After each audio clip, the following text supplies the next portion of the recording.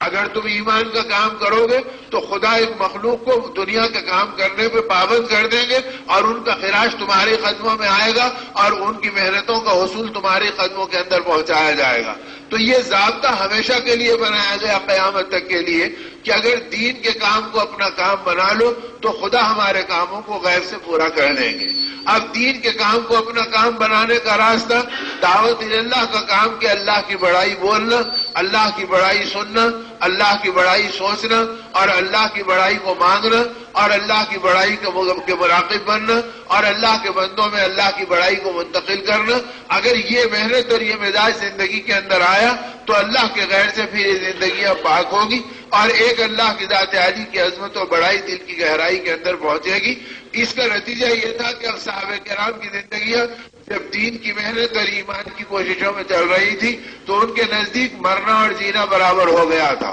بلکہ موت کو تلاش کرنا اور شہادت کے مواقع کو ڈھونڈنا اور اس کے اندر اپنی زندگیوں کے نذرانوں کو لگانا اور ان کے اندر کسی تاثر سے ان کی زندگیاں اتنی پاک تھی کہ احد کے موقع کے اوپر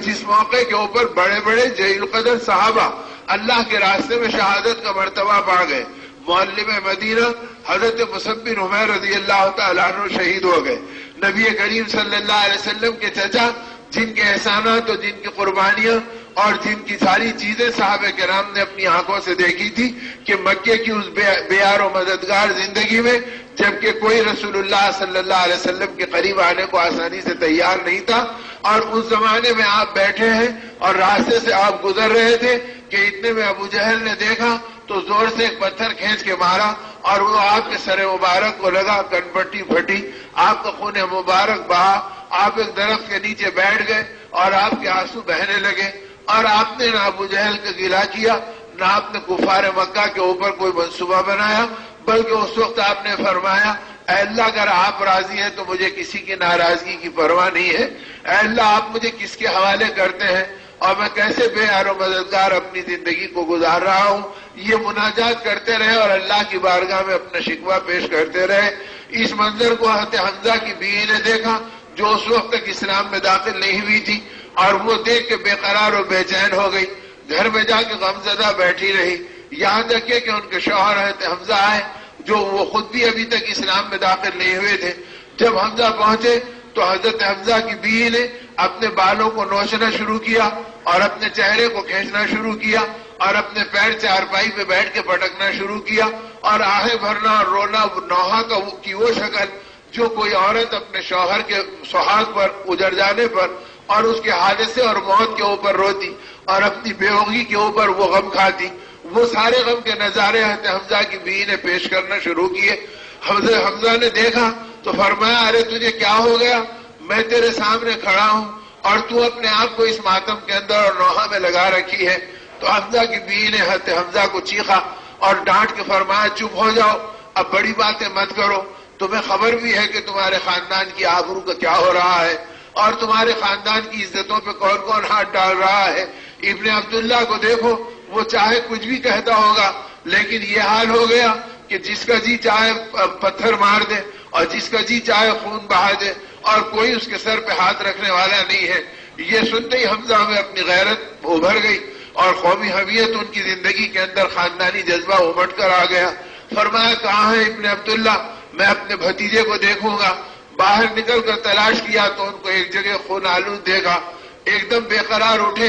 واقعہ چونکہ پورا اپنی بیوی سے سنا تھا اور سیدھے نکل کے ابو جہل کی تلاش میں گئے. وہ بیت اللہ کے کنارے دارالندوہ میں بیٹھا تھا اور تمام صنادید قریش اور سرداران مکہ قریب بیٹھے تھے اور ان کے درمیان وہ اپنی بہادری اور آپ کے ساتھ پہنچائی جانے والی اذیت کا تذکرہ کر رہا تھا. اتنے میں حضرت حمزہ پہنچے اور اپنے کاندھے سے اپنی کمان کو نکالا اور پھینک کے ابو جہل کے اوپر مارا. ابو جہل کا سر پھٹا، اس کا خون بہنے لگا. تو آپ نے فرمایا خبردار، اگر آئندہ میرے بھتیجے پہ تو نے آنکھ اٹھائی تو میں تیری آنکھ نکال دوں گا. تو نے کیا سمجھا کہ وہ بالکل بے یار و مددگار ہے، ابھی ہم زندہ ہیں اور خبردار جو آگے تو کوئی قدم اٹھائے گا. ابو جہل گھبرا گیا. وہ صنادید مکہ حیران ہو گئے کہ اگر یہ واقعہ ایسے ہی چلا تو ہم میں آپس میں پھوٹ پڑے گی. لہذا سب نے خاموشی اختیار کی اور حمزہ کے اس حملے کا کوئی جواب نہیں دیا. حضرت حمزہ پلٹ کر آئے اور رسول اللہ صلی اللہ علیہ وسلم کی خدمت میں پہنچے اور کہا بھتیجے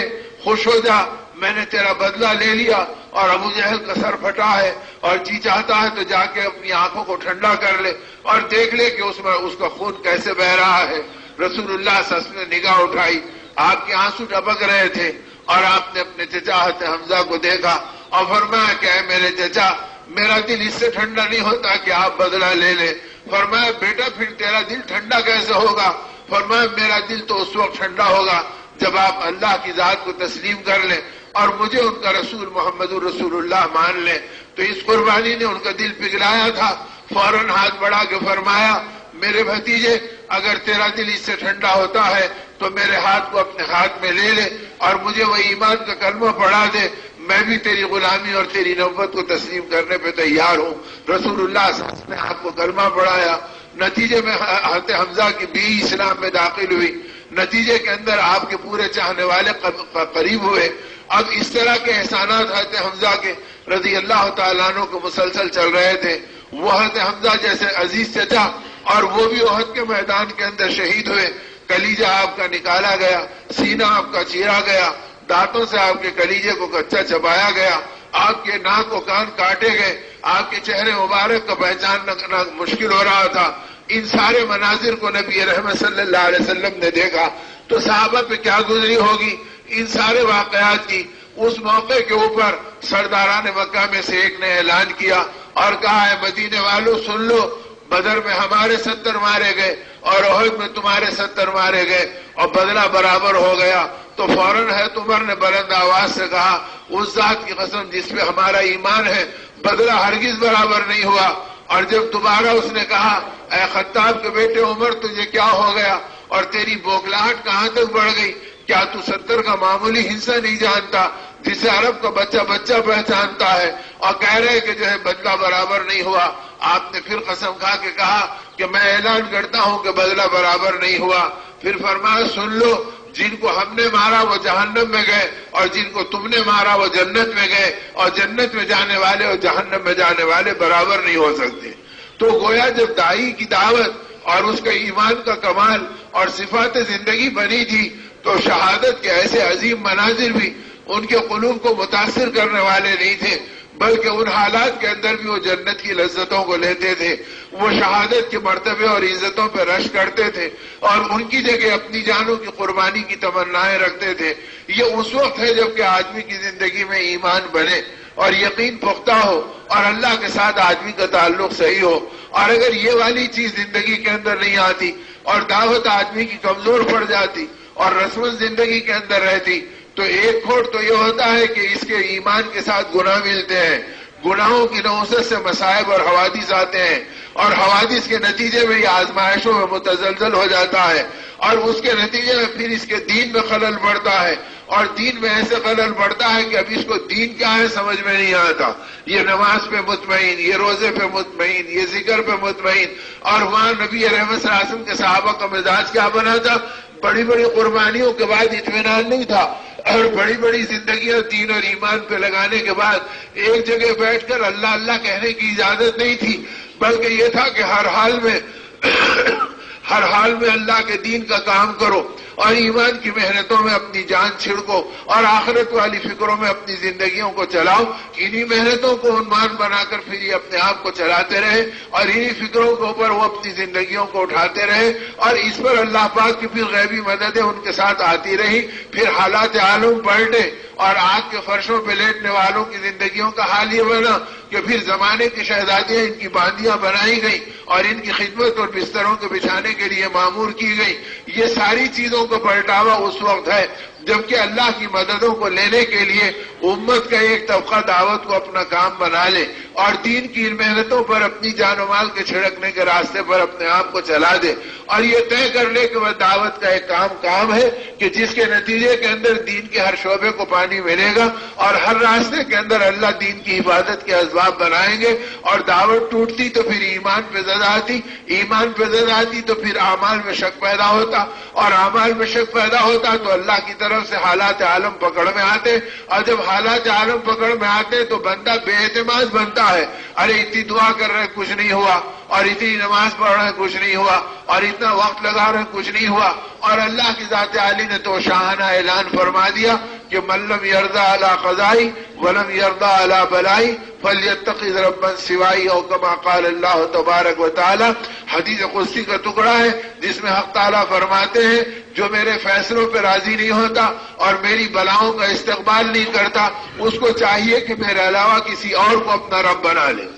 اگر میں اس کا رب ہوں تو پھر میرے راستے پر چلے، میں حاکم ہوں تو میرا ہر حکم خیر ہے، اور میں حکیم ہوں تو میں اپنے حکم میں اپنی حکمت اور مشیت رکھتا ہوں تاکہ میرے بندے میری مددوں کو مستحق بنے اور میرے راستے پہ چل کر میری غیبی تائیدوں کو حاصل کرنے والے بنے۔ تو اسی لیے میرے دوستوں اور میرے بزرگوں، حالات امت میں مختلف زمانوں میں آئے، اور جب بھی آئے یہ حالات آدمی کو اعمال کی طرف متوجہ کرنے کا سبب بنے، اور جب بھی امت اعمال کی طرف متوجہ ہوئی اور ایمان کی محنتوں کو اپنا کام بنا کر چلنے لگی تو نتیجے کے اندر اللہ کی غیبی مددیں آنے لگی، اور جب بھی غیبی مددیں آئیں تو دیکھتے دیکھتے اس امت کے حالات بدل گئے۔ بقول حضرت مولانا عمران خان صاحب رحمۃ اللہ علیہ کے کہ نہ کبھی تم اکثریت میں تھے، نہ کبھی تم اکثریت میں ہیں، نہ کبھی تم اکثریت میں ہوں گے، ہمیشہ اللہ پاک تمہیں اقلیت میں غالب کیا، اور تھوڑے رہنے پر ہی اللہ رب العزت نے تم کو غالب بنایا، بشرطے کہ تمہاری زندگی میں ایمان و اعمال کی محنتیں ہوں۔ تو ہم کو یہ راستہ دیا گیا کہ ایمان و اعمال کو اپنی زندگی میں غالب کر کر چلاؤ، اور ایسے غالب کرو کہ اپنی دنیا، اپنی خواہشات، اپنی رغبتیں، اپنی لذتیں، ان کو ٹھکرانا ایک ایمان والے کے لیے آسان ہو جائے۔ اسی لیے نبی رحمت صلی اللہ علیہ وسلم نے جب یہ دعا مانگی اللہم لا تجعل مصیبتنا فی دیننا، تو اس کے بعد فرمایا ولا تجعل الدنیا اکبر ہمنا، اے اللہ تو دنیا کو ہماری زندگی کا مقصود مت بنا دے، اور ہماری فکروں کا سارا نچوڑ اس دنیا کو مت بنا دے۔ تو پتا چلا جب دنیا مقصود بن جاتی ہے تو پھر دین بے وزن بن جاتا ہے، پھر یہ دین میں مصائب اور حوادث آ جاتے ہیں، پھر دین کو پہچاننے والا شعور آدمی سے نکل جاتا ہے۔ اور آخر میں فرمایا اللہم لا تسلط علینا من لا یرحمنا، اے اللہ تو ہمارے اوپر ایسے لوگوں کو مسلط مت فرما جو ہم پر رحم کرنے والے نہیں ہیں۔ تو پتا چلا کہ محبت دنیا کے نتیجے میں وہ لوگ زندگی پہ مسلط کر دیے جاتے ہیں جن کے سینوں سے رحم کھینچ لیا جاتا ہے، اور ان کی زندگی ہمارے ایمان کے لیے آزمائش بن جاتی ہے۔ اسی صحابہ کرام رضوان اللہ علیہ اجمعین کا مبارک طبقہ ہمیشہ اپنے اعمال کو ٹٹولتا رہا، اور نبی رحمت صلی اللہ علیہ وسلم امت کو اعمال کے اوپر لگاتے رہے، اور دعوت والی فکروں پر اس امت کو کھڑا کرتے رہے کہ یہ امت دعوت کے کام کو اپنا کام بنا کر کرتی رہے، اور دعوت کی محنت میں اپنی حفاظت سمجھتی رہے۔ اب اس سے بڑھ کر نازک موقع امت پر کبھی آیا نہ قیامت تک کبھی آئے گا کہ اللہ کے نبی دو جہاں کے سردار رحمت عالم صلی اللہ علیہ وسلم دنیا سے پردہ فرمائے ہیں۔ امت پہ کیا غم ہوگا کہ جس امت کا حال یہ تھا وہ اپنی اولاد کو، اپنی جان کو، اپنی تمام تمناؤں کو آپ پہ نثار کرنے کے لیے گویا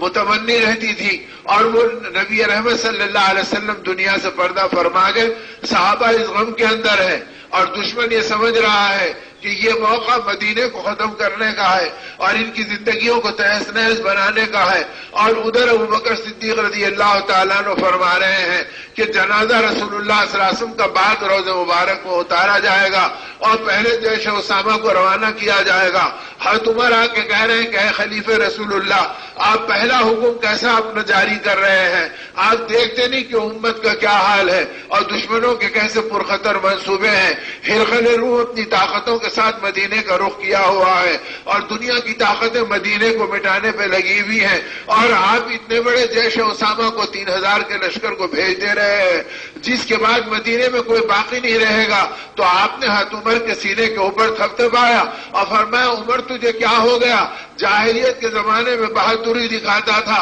اور ایمان کے زمانے میں بزدلی بتلا رہا ہے، خبردار اپنی زبان کو بند کر لے۔ نبی کا فیصلہ فیصلہ ہے، اس کے اندر تبدیلی کر دینا ابو بکر کی بات نہیں ہے۔ یہ